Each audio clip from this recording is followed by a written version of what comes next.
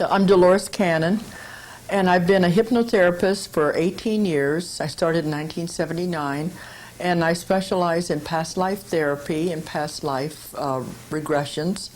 This is where you take the person back into the other lifetimes to find the answers to problems in this lifetime. So I've been doing this as a hypnotherapist for 18 years. And 10 years ago, they asked me to be an UFO investigator. They needed someone who could use hypnosis into the abduction cases, and they wanted someone who could take them back into that. So they asked me to come in as an investigator to help them on those cases. So how did you get started in doing this? Okay, but my roots in hypnosis actually go back into the 1960s. So I was trained in the old methods, the watch the shiny object, the ones that are very long inductions, and those are not used anymore. They're too time consuming. And during those early days of doing habits, losing weight, stop smoking, by accident, a woman we were working with went back into a past life. And it was the beginning of this whole adventure. There were no books in that time to guide you, no books to tell you how to do this. We were more or less blazing our own trail of how to do reincarnation hypnosis into that. But even though it was a very startling case and it changed my whole belief system on what's out there, I had to put it on the back burner. I had to wait until my children were grown, because my husband was almost killed. He was in a wheelchair for 25 years. Our whole life was changed. And I had to wait till my children were grown before I could pursue hypnosis again. So in 1979, they were married and off to college, and so I was like, what are you going to do with the rest of your life? What I chose to do with the rest of my life is not what the normal housewife chooses to do. I wanted to get back into hypnosis, and I wanted to become a writer. So I studied the modern methods, which are much faster. They deal with visualization and imagery. And from there, I developed my own technique, which puts the person into the deepest possible level of trance, which is the somnambulistic level. You can't go any deeper than that, but many hypnotists do not want to work in that level because strange things can happen there, because all the conscious mind interference into that level. And that's why I think I'm getting a different kind of information than the other UFO investigators. I work in this deep, deep level. I'm able to contact the subconscious directly. Many other of the UFO investigators are staying in what is called the emotional level. They don't go into the level where you find the real information. In the emotional level, the person may be remembering some snatches of an event, or they may be having dreams, and all they can remember is that something horrible happened, is the way they interpret it. They think it's something very evil or menacing. And a lot of the investigators, they keep them at that level, and there's a great deal of fear based there. But when I take the person back and they are on board a craft, I go beyond that to where they're no longer frightened, to go to the subconscious and say what is really occurring. And when I do that, we find there's a whole other set of circumstances, because the subconscious knows what really is going on. And it will tell you the exact procedures and everything, and it's really not frightening at all. The person has remembered it through a distorted memory. So how did the first alien memory surface in a past life? Well, the first case that I ever did was actually before I began doing investigations. It was a young man, the subject of my book, Keepers of the Garden. I call it Keepers of the Garden because it's we are the garden and they are the gardeners. It's the ancient astronaut theory that the Von Daniken first coined that term a long time ago, talking about the seeding of the planet Earth. And this young man, we just wanted to go back and look for past lives. Instead, we found that this was his first life on Earth. He had never lived on Earth before. All his other lifetimes had taken place on other planets and other dimensions. So I thought this would be interesting, and we went through these different lifetimes. And then suddenly, they began telling us the story of the seeding of the planet Earth and the beginnings of Earth. And it was very fascinating, going back to the beginning of time. And it was the book was finished, and I was sending it off to publishers when I got into the UFO work. And the young man, Phil, told me that for years he had had these strange dreams. And he had had an experience where he woke up very frightened many years before. And he said, do you think there's anything to that? In the early days of my investigation, I thought the person had to have an actual sighting, to have actually seen something physical or remembered something happening to them. I didn't realize that the capacity of the subconscious to hide things, which is better, they don't have anything to disturb him all their life. It's hidden in the subconscious. But in order to have a conscious memory. So when he's telling me about waking up in the middle of the night, absolutely terrified and having these strange dreams, I thought there's nothing to it. But we pursued it anyway, and we found a whole another hidden list of experiences there. He had contact since the time he was 10 years old, and he'd been on the craft many times, and he was part of the experiments. And they said it was because in the other lifetimes he was the alien, he was the experimenter, that now in this life he had agreed to be on the other side as the experimentee. And so that book, I ended up adding 4 more chapters to the end to show how it comes full circle, the reason why they were still coming. But it was something that was unknown to either one of us. But with the idea of the seeding of the planet Earth, they have been taking care of us since the very beginning. And there are councils, we are told, over different levels. And they are over different galaxies, over solar systems. There's different, like a pecking order over there. And they have definite rules and regulations that they go by. And they said when a planet reaches its state where it can support life, has developed to that stage, it is given its life charter. This means then that the different races will come here and try to determine what kind of life will grow here. And they have to experiment to find out what it is. And it goes from the cellular stage, and they watch it as it develops. This is a very long, time-consuming process. It will go on for eons of time, with different people being involved in the development of the race. And it was decided to give Earth a creature with knowledge and free will, and see what he does with it. And I've often wondered, what do they think we're doing with this free will? Are we doing what they intended? And the Star Trek directive of non-interference is very real, because once they give it, you're not supposed to interfere, see what they'll do with it and how they will develop it. And it was also supposed to be a race that would never get sick and would never die, the perfect being. And it's like the legends of the Garden of Eden, really. The perfect place was what it was supposed to be. But then, according to the story we had, it was spoiled when a meteorite crashed to the Earth. And this was a chapter I called Weeds in the Garden. Suddenly, contamination occurred on the planet, and it was spoiled. Because when the meteorite crashed, it brought bacteria to the Earth for the first time. And they knew it would be the new developing being would be exposed to disease, and it would eventually die. It would have the life would not be for as long as it was supposed to be. It would have a definite termination point, because you would have disease and death. And this was not what they wanted, but it was like, what do we do now? Do we throw it all out and start over again, or what? But they decided it had gone so far to let it keep developing as it was, even though it would never be the perfect being that it was intended to be. It was very sad whenever it happened.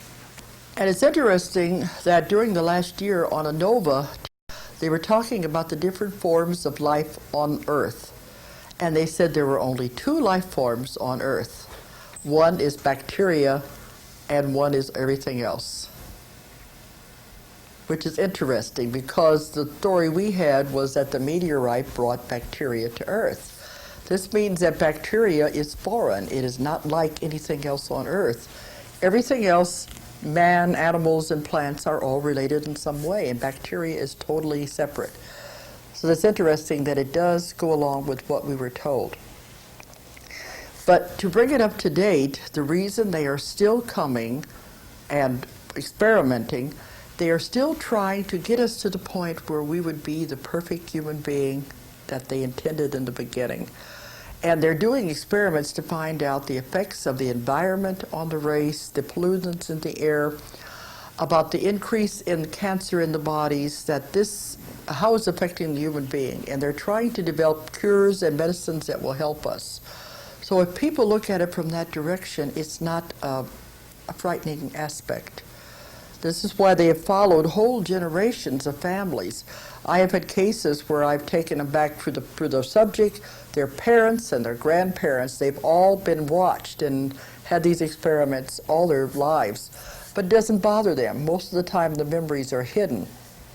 But it shows it's more or less like a laboratory setting. They come in to see how we're doing and to try to help us in some way.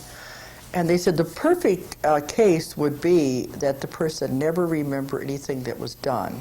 They want them to go on with their life living normally.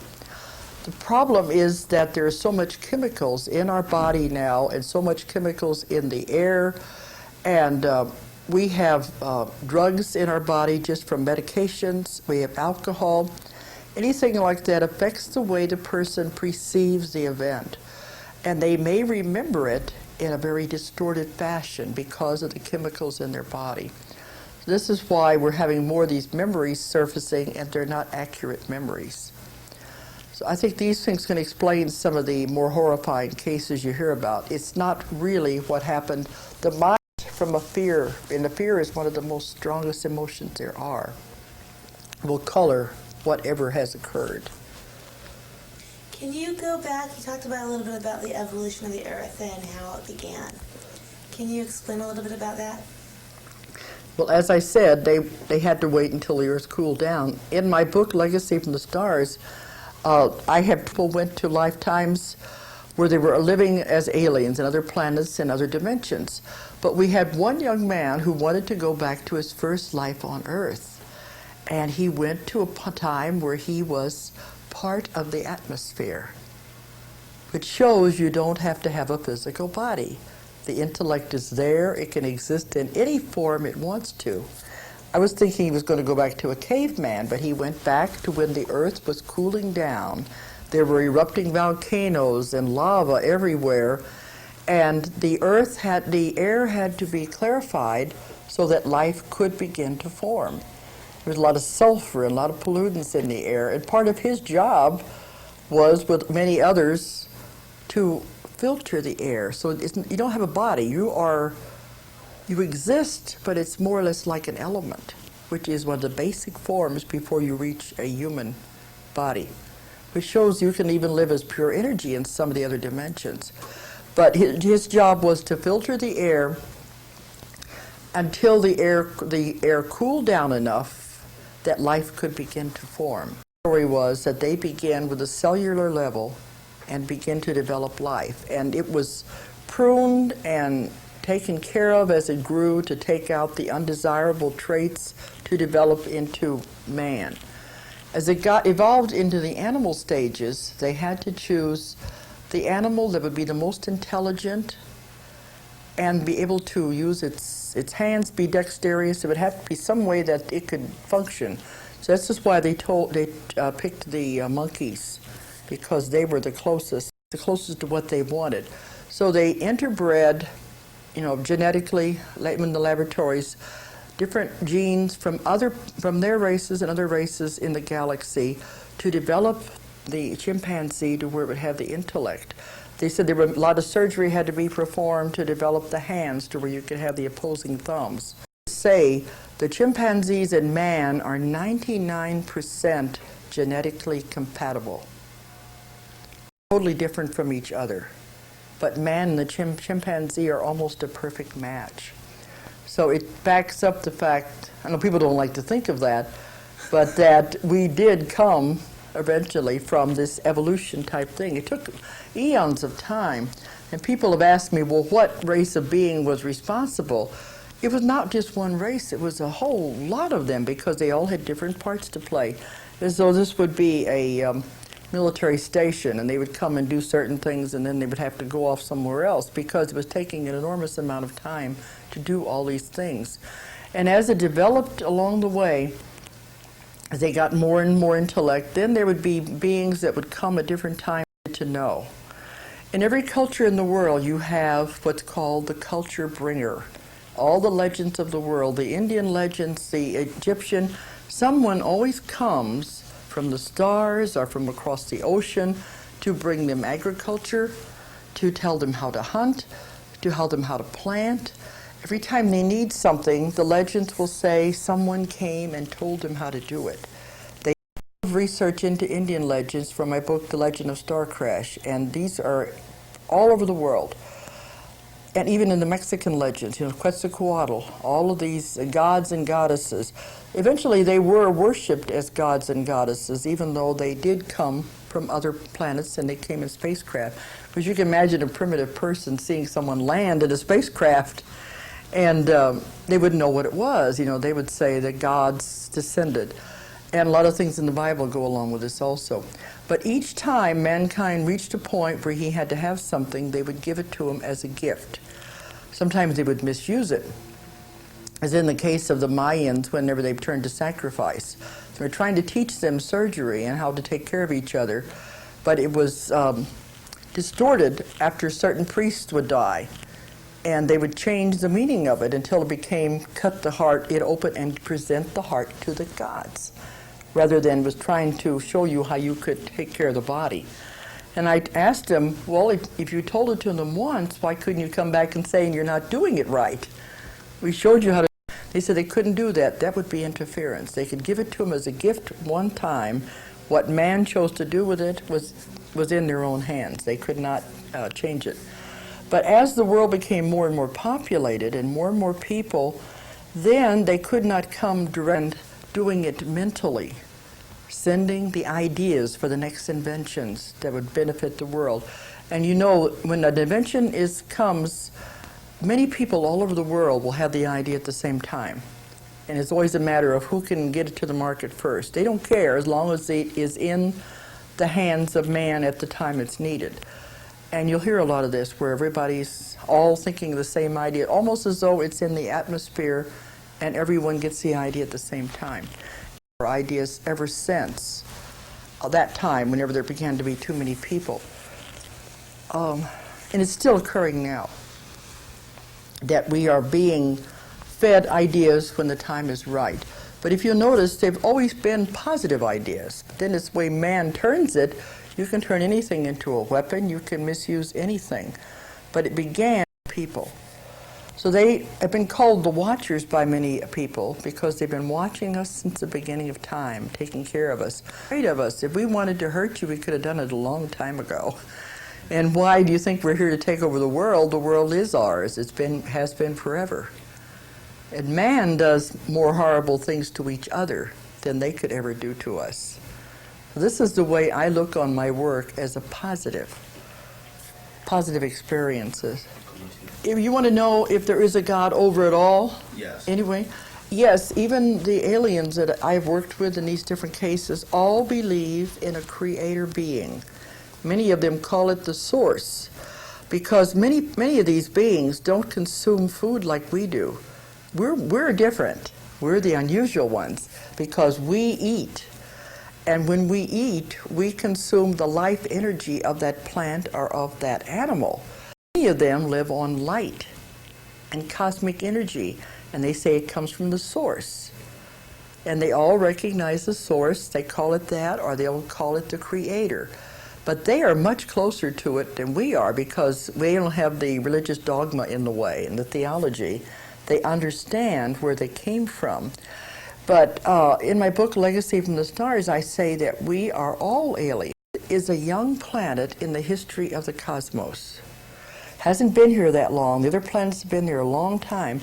Our soul is immortal. It's been around forever. And it will continue to be around forever. So it's had many, many adventures. So we have all aliens, unless we just decided to come, recently. If you trace us back, you're going to find many of us have had lifetimes as aliens in different experiences.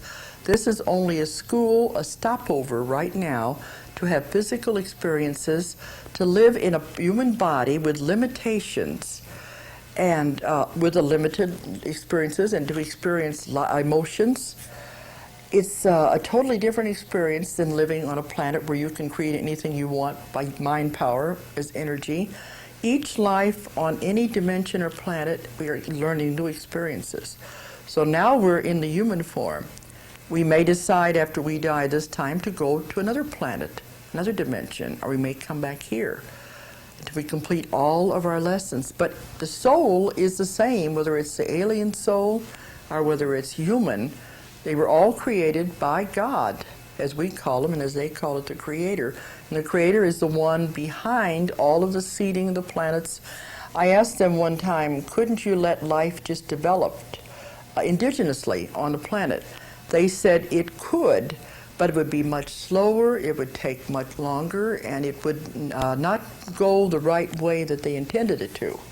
So this is why they would direct it to go in different directions. But it said God is the creator, the others are the children doing the work. Okay. In that way. So this way it is not, it puts it into a, Yes. makes it a lot more to it. How about aliens who came to Earth by accident that were trapped in the physical because of karma? All right. Those are unusual cases. I don't think very many people have had those. But the cases where souls have not supposed to have been here. The majority of people who I call our star children they are like a soul, and they have come through and been born as a baby. They just don't have the memory consciously that they are a star child. But in the past, there were many others that came by accident and were caught here. And in Legacy from the Stars, I had 2 cases where they came by accident. One of them was a little being who was a little craft, and his job was to map. He was supposed to be mapping the continents or whatever. That was his job. And he crashed by accident. And he kept saying, this shouldn't have happened. I'm really a very good pilot. But he was this little alien being, and he crashed in these high snow-covered mountains. Of course, this was a long time ago. We had no way of knowing when it was. And when the people found him and took care of him, they were very afraid of him because he could float, and he glowed, and he looked like one of these little beings, and so they kind of turned him into a god. But he was more or less trapped there. He said something had happened to his head. He'd hit his head whenever he crashed, and that was how he controlled the craft, how he communicated with the other beings. So it was like he was trapped, and he was very unhappy, very lonely to be there. But to pass the time, he thought, well, he'd teach these people, these natives, how to do things. And he taught them how to build buildings and how to build bridges. He said, I'm bored, I've got to do something. But finally, after quite a while, he just said, I'm not glowing anymore. He said he had lived through generations of these people. And they had statues to him, they were treating him like a god. But he said, I think something's wrong, I might be sick or something, because he said, I'm not glowing anymore. Well, eventually he just faded away. This is the way they do. They disformulate their bodies, is what he said. And I thought, well, he'd be able to go back to where he belonged now because he was so lonely. He says, no, I am trapped here now because I interfered with the culture. I taught them things they were not ready to do. So now I have to be physical to go out this whole life cycle. So sometimes they do get trapped here because they create karma in that way. And I don't think these theories have been brought out by very many people. But so there's a plan to it all. It's very strange, but there's always plans. Was there any interbreeding with this alien? No. I'm just a lonely, poor little creature, Have there been any cases of that, of interbreeding with that alien? Oh yeah, that's in my book, Legend of Star Crash. Yeah. So explain a little bit about the hybrids. Okay, the ones we're talking about Yes. with that? Okay.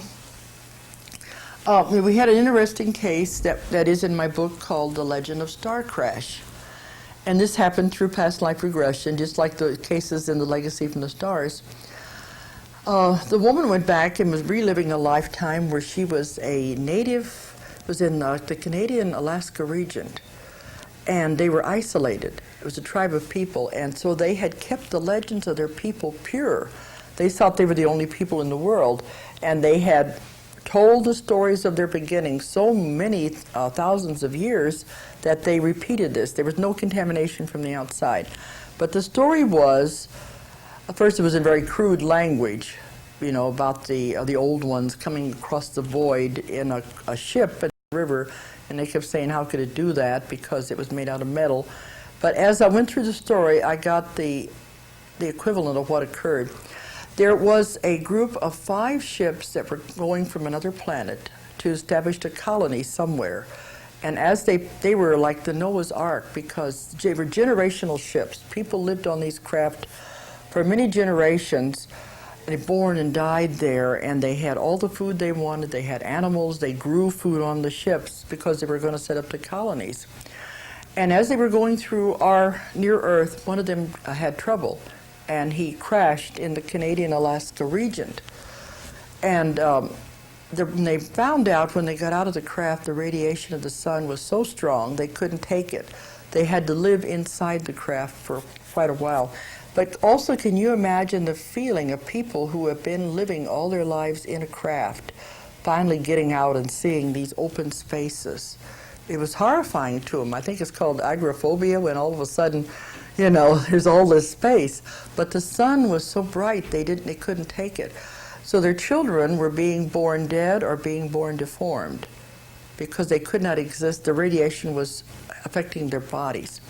The only way to survive was to interbreed with a group of Aborigines that were living in the same valley. This was before the coming of the Eskimos, so it was way back. And as they interbred with these Aborigines, their children were surviving. And these were beings that had beautiful white hair. It's on the cover of the book, the best way I can get them. They had a silver-like glow to their skin, which was caused by the oil in their skin. And they were very handsome, very good-looking people.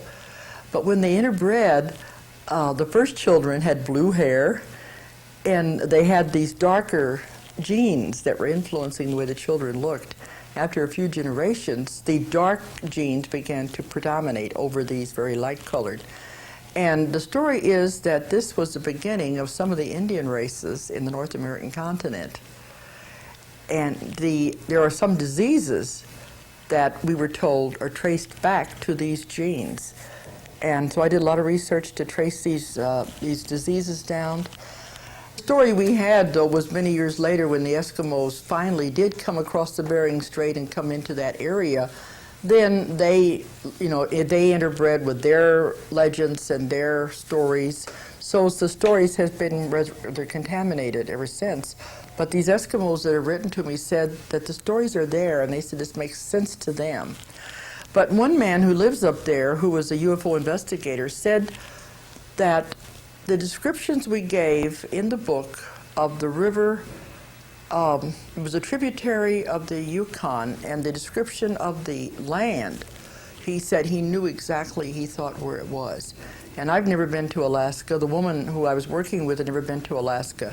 He thought if we were to go up there and take a seaplane and a metal detectors, he thinks he could find where these craft were, because after they crashed, the natives buried these pieces as holy pieces. But is it a metal that could be detected? That's something we don't know. They did use pieces of the metal for many, many generations for their tools, and they said it never wore out, never broke. But I don't know if we could find it or not, but this man says because of the description we gave, he knows exactly the area where it could be. So after that, you go further north, it turns into tundra where there's no trees or anything. This is quite amazing, I think, that people are able to pinpoint. I agree. Mm-hmm. Wow. Well, what do you think, where is it going to go from here? What's the next step? Well, the next step, they want us to be this perfect being. One thing that's interesting is coming out now in some of the cases, has never come out before. I believe Whitley Strieber has touched on it in his new book, and I've been getting information on it, is that now not only the experimentations are taking and the samplings are taking place on board the craft, but they're going to the schools. That on the larger craft especially, there are schools that are teaching all kinds of laws of very common. And I've had several cases where they've done this, and they don't understand what they're getting, but it's like it's all being poured into their mind. Some of them say when they're laying it on a couch at home, even at night, it's like it's being beamed into their head. They can't understand it. They can't slow it down enough to tell me what it is. It's geometric designs and flashes, and it's all being poured in. And some people have been writing me saying, and all this information is coming into their head, can I help them get it out? Well, what I was being need later, as we go into this changing times and into the millennium, almost like a time release, time is right, all this information will come forward, and we will have it for what we need at that time. So we are evolving into a different type of a human being. As Nostradamus said in the books, that it's a raising of the consciousness of the people. Next time we are going to be functioning from the psychic level and using our psychic abilities more and more. So that this is where we're going. We're going to be developing this and turning into a different type of a human being. But you know, in Atlantis, they did this. They had evolved to the point where they were using total mind control, and they abused it.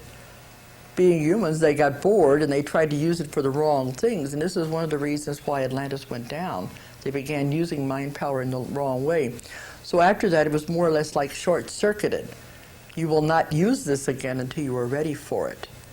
And some of the remnants of Atlantis were the ones that built the pyramids and used the levitation to raise these huge blocks. But we have not been able to redo until now, and now we are getting into the area again. We will be doing this totally. And I was told those who have negative karma to replace will not be sent here anymore. The planet is evolving beyond. They have something negative to repay, they're going to be sent somewhere else where there's still going to be negativity and violence. So we are really going to go into a new age, a new world. It'll be quite wonderful. Is there a reason why they're contacting us now a lot more than before, or we're noticing it a lot more? I think it's because it's getting time. We have got to that point. They still don't want to interfere, but it's getting more and more obvious that they're bringing it into our conscious now that they are here to help us. If we were to become conscious enough as a race to ask for their help, would that be interference, or would we? No, if we ask for their help, they'll give it gladly. Okay. But they can't interfere in our affairs. It's the same way with guides and guardian angels too. They can help you, but they can't make you do anything. That's interference. But if you ask for help, it's given. Pretty much the millennium begins, and when we go into the 1,000 years of peace, we're going to be having more open contact. We got to get through the violence. He said that's why we are isolated out here in our little part of the galaxy, because they're afraid of us.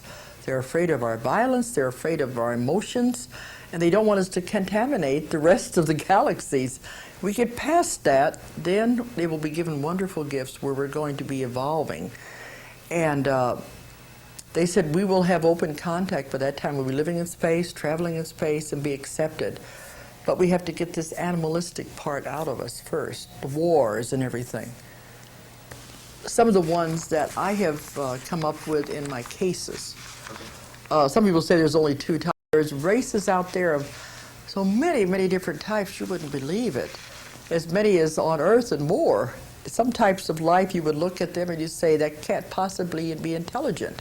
It could not possibly be alive. They said when people finally go to Mars, they said there's only rocks on Mars. They said, but you don't know what could be intelligent. Even things that we think of as rocks and plants are a superior type of life. So we can't use our own judgment on these things. But the ones that are coming to Earth and interacting with humans, I was told I've met different. The main one that they're talking about is the little grays, the little guys with the dark eyes. And of course, I don't see these as negative, because I've had so much contact with them. I think they're very lovable little guys. They are what I call androids. They are manufactured beings. They are used to perform the tasks. I compare it to like orderlies in a hospital. The room, and they take the the blood tests and everything, and the person saying, well, what are you doing this for? They don't know. They just go to the next room and take the other tests and take it back to the doctors who are doing the examinations. I compare them to those type of beings. They just do the job. And this is why they seem kind of detached, because they don't really understand themselves. They are afraid of emotions because they don't have any. Frightened or start screaming or something, it terrifies the poor little guys. They don't know why we are reacting in this way. But people look, if you understand how they are made, you wouldn't be so afraid of them. The black part of their eyes are not their eyes. Their eyes are covered with like a lens-like covering, like sunglasses, because they can't take the radiation of the sun. It is to protect them. They're very delicate, very weak. And I was surprised when I saw the alien autopsy film when they took a black membrane off of the eye. And it was a covering. And I said, I didn't think anybody else had got that information except me. And someone said, well, they got it out of your book, so they would know about it. And I said, no, that just has not been mentioned until now. I mention it in my new book, Legacy from the Stars, and I'm going to go into it more in my book I'm working on now. But it is that the eyes have a covering. The skin also has a covering, a total membrane that covers the entire body. Their skin is so delicate that if you blew on it, you would damage it. So from the time they are developed, they are totally encased in a membrane. They don't have any digestive system, they don't have an elimination system, so they don't have to worry about that. This is on their body their entire life. They can breathe through it like we would. You know, the pores, it'll go through it. And people think of them as being frightening because they see a mask-like appearance on their face. But most of these aliens have learned to communicate telepathically. No longer need the vocal cords, they no longer need the facial expressions. Also the digestive systems, everything have atrophied because they don't consume food the way we do. But if you don't have speech, the muscles of the face will eventually atrophy and turn into a mask-like appearance. I think we must look very strange to them. We're using all this body language all the time. Our mouths are always moving. We have all this noise coming out. They think we look very strange because they're doing mind-to-mind communication. They don't need any other thing else, no body language. They understand perfectly what it is they want to communicate. That's the reason why they're frightened of us. So you can see after a while, this would all turn into like a mask-like appearance. And we see that as frightening when actually they don't use the muscles anymore. These are the little grays that are the most predominant. As I said, manufactured to do the work of the other beings. So they're more, not as highly evolved as other beings? No, it'd be like we would consider to be a machine, although it is a sophisticated machine. It's an organic machine. It is physical. But they have got to the point where they can develop these to do their work for them. We'll probably do the same thing down the road. You know, we'll start out with robots, and we'll get more sophisticated robots to where it'll look alive. But it would never really be able to do the same functions as a higher being. Do these grays have a soul or no? I don't think they really do because they're more or less manufactured. But I don't see them as they just do what they're told. There's another type that we call the tall grays that are on the laboratory craft. There are some craft that are way high above the atmosphere. They're so large that they're called the motherships and they're called the laboratory crafts. They're so large they cannot come down and land. So they send the little crafts down with the little guys in them. But the tall ones are tall 7-foot grays that look very much like the small ones. And they take the samples that are brought back, and they're the ones that do the laboratory testing and the gene manipulation. And it would make sense that they would recreate the workers in their image, only a smaller version. But these are highly intelligent. They have very long, slender, beautiful. They are the ones who are the brains or the mind behind everything that's going on up there. So you could see of them as a worker. There are several other types of these little beings that have more intelligence. One was a rounded head type that had webbed fingers, and they had eyes with pupils, webbed fingers, and their feet were what we called mitten-type feet, like a duck would be, only say if a duck had the skin come all the way over the feet with a thumb out here, you can see the bones in the feet. These type, when they go outside the craft, they cannot take the atmosphere, and they usually wear some kind of suits. because they are very susceptible to the bacteria and the germs in our air. So those type are the ones that go out and take soil samplings, pick up grass and bugs and things like that for testing. But that is a very gentle, benign creature also. They're very small. We have another type that I call the nurse type. She has wrinkled skin. I say she, feeling it's a female, even though it doesn't look like a female. They get a female personality off of it. It's a very wrinkled type, almost elephant type skin with little whiffs of hair. But when they see this one, is that they're on the craft and they're doing the testing, and they're frightened, they don't know what's happening. This one comes up and stands next to them and stares at them, and it's almost like, it's okay, it's all right, relax. Well, I call it the nurse, because we don't care, but sometimes one nurse might come in and talk to you and everything is all right again. I kind of put her in that category, but she is on a lot of the crafts, this type, to kind of just, calm down, it's okay, everything's going to be all right. Then we have the insect type. This is the ones that look like giant praying mantis with the arms and the eyes. And they're frightening to a lot of people. But it's almost like all these different races on the ship, the same way with them. And they said, it doesn't mean any of them are better than, worse than, they're all different than. And the insect type perceives its environment in a different way. This is why they seem to be cold and detached, which we think of as insects. But one trait they have is people always report a very bad smell around that type when they're around them. But they also do a lot of, they take reports and things like this. This type has been seen by many people and always frightens them.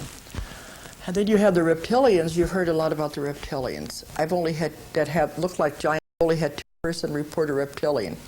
Both cases, they seem to be in an underground setting, a tunnel or a cave or something, because one time there was a wall and it had like letters, some kind of writing on the wall. And I don't know if this is an underground setting on Earth or another planet, but those types have always been seen, not on a craft, but underground. But that could just have been these cases. There may be other ones when they're on board a craft. Then you have your beautiful blonde humanoid types that people talk about. This is the ones that are in the Billy Meyer case, Yamyasi, and other ones talk about these look like Greek gods. Blonde, very beautiful, very handsome. But I found out in my work that it's not the way they look. It's what's called a screen memory, or I call them overlays. To protect the human's consciousness, they can make things appear any way they want, so you will not be frightened. This is why many people see animals and see them as owls.